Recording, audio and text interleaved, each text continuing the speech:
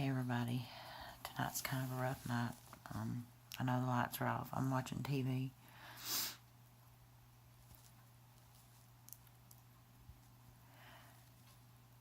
I just realized that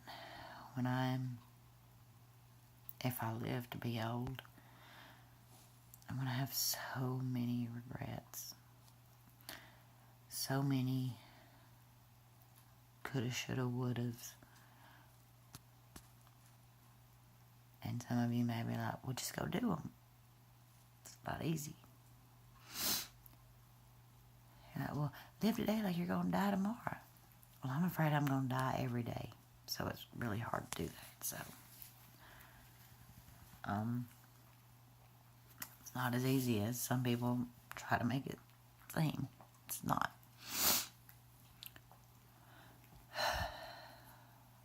Been a hypochondriac all my life. I've been a burden, I think, to everyone that I've met, even my parents, whether they will admit it or not. They wouldn't admit it. I mean,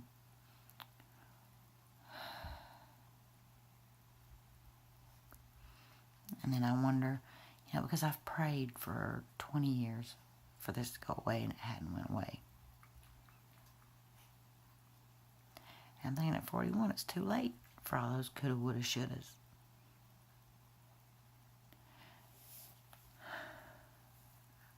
And it's hard to live when you're afraid to live.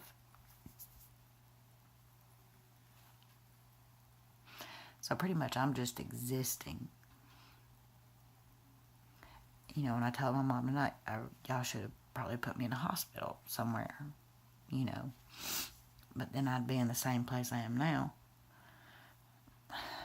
on medicine instead of something natural or cognitive behavioral therapy. Anything but what I'm doing now. Like I said, this is a variety page. Some days I'm good, some days I'm not. What I would give to go to Florida with my daughter, just take off, because everybody's always, selfie before just random road trip, just because we wanted to this weekend, click. We're at the beach, loving it, click. I'm happy and I'm mad at the same time when I see those kind of posts, and because I wish I could do that, and I know I shouldn't covet that. I used to call my dad's mom, and we called her Guinea, when I was little.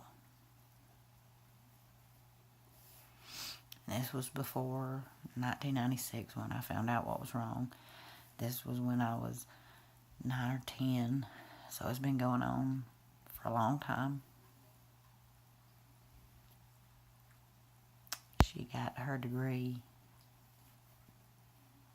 in theology. She knew the Bible back and forth, inside and out. She was a very firm believer in God. So whenever I got scared, I would call Guinea.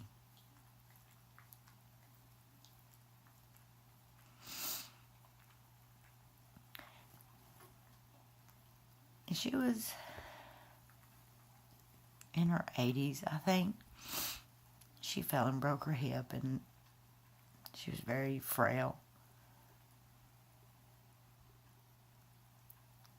And if you break your hip when you're that old,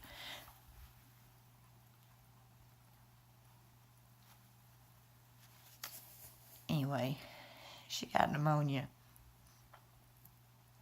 and she died.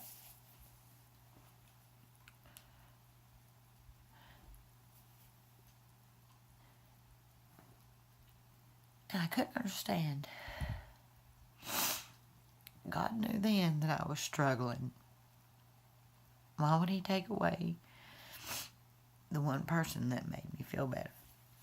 That seemed to fix stuff just from talking to her on the phone.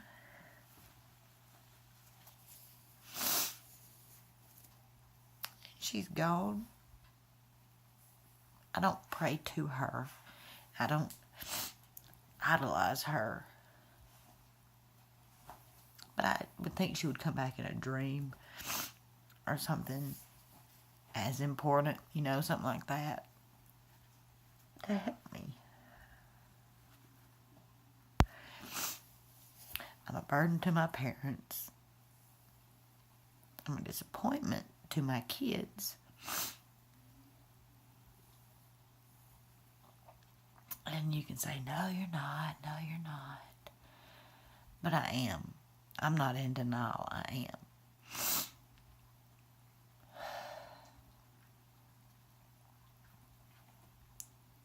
Hypochondria needs to be taken more seriously. Less meds should be used. I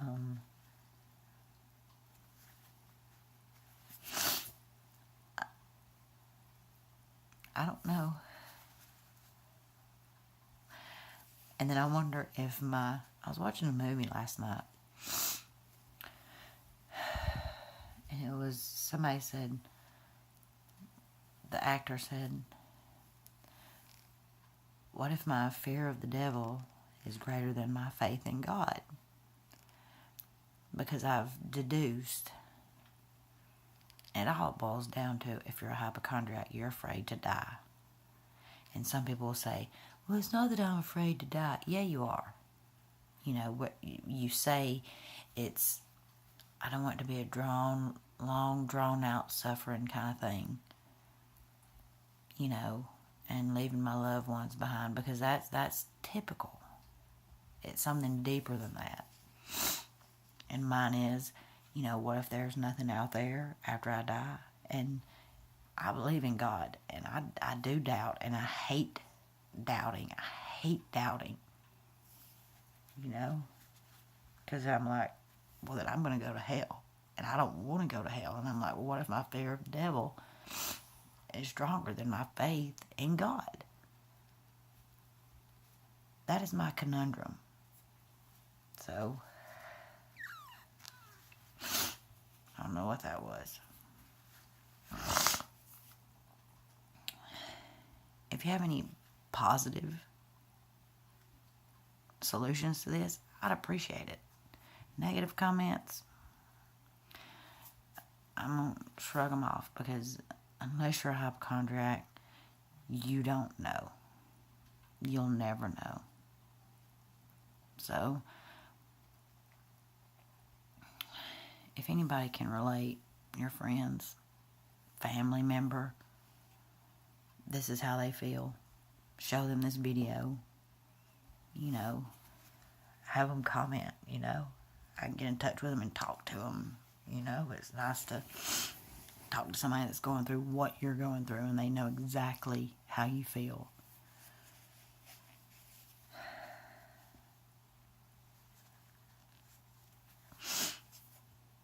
Anyway, thanks for listening to me.